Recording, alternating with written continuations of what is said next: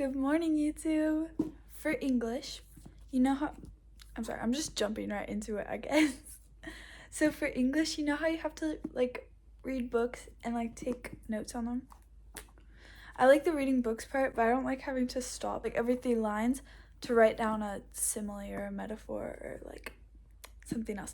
Everything. You have to write down everything. So, for English, I'm reading Lord of the Flies, and I'm about to ooh. Can we just take a minute? I don't even have nails on right now. They're naked. So for English, I'm reading Lord of the Flies, and I'm gonna finish it today. And I got an idea for a series. The series is probably gonna be a YouTube Shorts, because, actually, I don't know. Shorts are less effort, dare I say. Also, I decorated my Crocs with these little, I don't know what they're called. I think they're giblets or something. But my cousin gave me these. They're so cute. It was a pack of Squishmallows, and she didn't want all of them, so I took some. Okay, wait, what was I saying? Oh, a series of, I don't know, videos or shorts of me rereading, if I didn't read it recently, books I read in school, rating them, and then saying, you know what, you'll just see, because I'm gonna do that with this right now. So, I have the last chapter to read, chapter 12, Cry of the Hunters, left. So that's page 188. I'm all out of the place. That doesn't even make sense. I'm out of it. What am I saying? It's by William Golding. Yeah. Okay, so I'm gonna finish it and tell you guys what I think.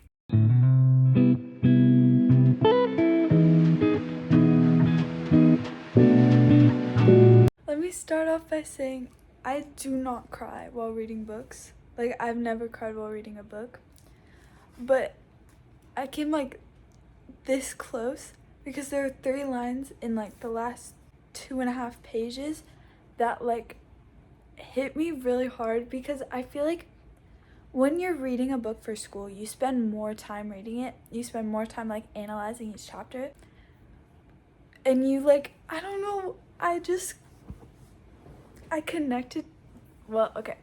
I don't think I connected to the characters that much because they're all little boys from Britain. So I don't know if you can tell, but that doesn't really connect with me. But something about the end just pulled on my heartstrings. And okay, so there are 3 lines that really got to me, but 2 of them are spoilers. So I'm just gonna read you one, and okay. I need to rein it in. I'm gonna give you a backstory to this quote, because you won't really get it if you don't know what happened earlier in the book. So they on the island, they're all under 12, I think, 12 and under, and they're separated into 2 groups. So they call them the big uns and the little uns, and the little ones are 6-year-olds. They're kindergartners kind of, and one of the little ones is he's so cute. His name is Percival for full, and they were having an assembly, a meeting with all of them, right? And he came up and he was my name is blah blah blah blah blah, I live blah blah blah blah. He gave his full address and his full legal name.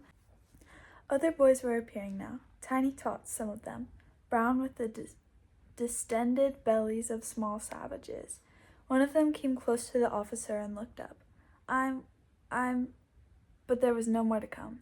Percival Wemyss Madison sought in his head for an incantation that had faded clean away. It doesn't make that much sense if you haven't read the book. I understand that, but for me, I don't know why, because it's not that powerful. There's one near the end that's really, really powerful, but that is definitely a spoiler, so I'm not gonna read that to you. Okay, so for rating this book, Lord of the Flies by William Golding, I was saying, I didn't really connect with the characters that much because they are all 12 and under 12-year-old boys, from Britain. I definitely feel like I'm more in touch afterwards. Like, I'm definitely more down to earth afterwards. Because if you guys don't know the premise, this is no spoiler, by the way, it like starts like this. It's about a bunch of school-age boys that I think they're going on like a trip for school, and their plane crashes. And so they're all stuck on this island without any adults. And so the dynamic of that is really interesting. And I honestly feel like more like smart. I don't know, like more smart kind of after, because it's interesting to see how they form their own society and say like, well, what would grown-ups do? And the whole time they're like, let's be civil like grown-ups. But during the time period that William Golding wrote this in and wrote this, like, that he wrote this during and that he like wrote it in, if that makes sense, like that it takes place in and that he wrote it in, the like people are fighting, people are at war, like adults. And so the kids are like, well, let's be civil like adults would. But there are a few mentions throughout the book of like wars going on overhead and like cannons and bombs and like shoot like machine guns and like warships and like all of that stuff. It's like, that's not civil, but that is how the kids see the adults and want to be like that and mature like them, like how they see them, which I think is really interesting. And the kids come up with like their own leader and their own systems to do things and have a way of order. Yeah, and I think it's just really interesting to see like, oh, like maybe this is what like people did when we like first came and like first started doing things. It's kind of like a starting over point, because the kids don't really know anything about the world. They know like stuff from school.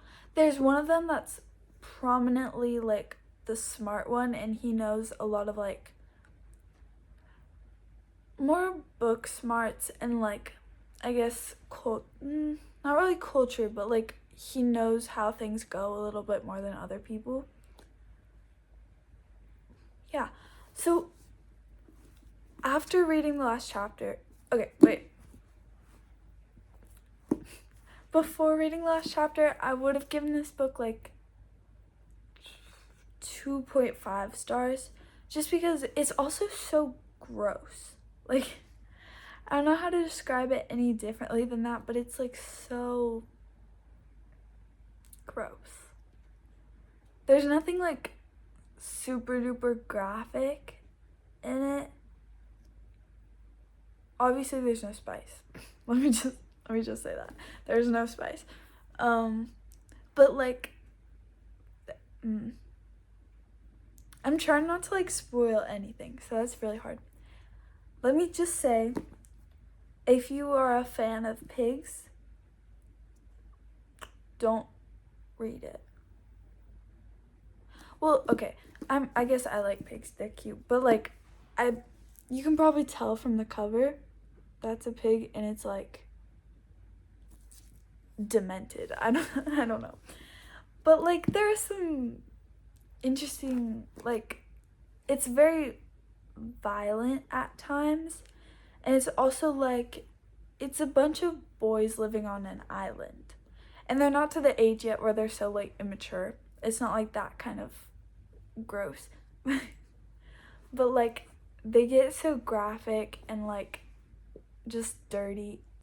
But yeah, after reading the last chapter, since I was so surprised with how much I like actually connected to the characters, which I'm like wondering if the same would have been true if I read it on my own time, because I feel like I could get through this book like pretty fast. It's just over 200 pages, 208 pages.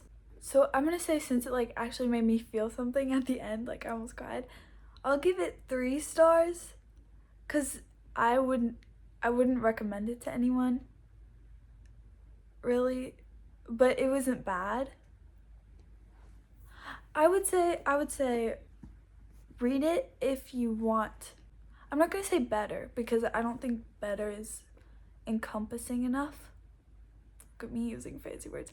But like it didn't, I don't know. If you want like a different worldview, I feel like it impacted my view of the world and just like the thought of like purity and how humans are awful. No. I'm gonna give it 3 stars and I'm gonna leave it at that. I can't see a world where I'm giving this book 4 stars. It wasn't bad. Good night, YouTube.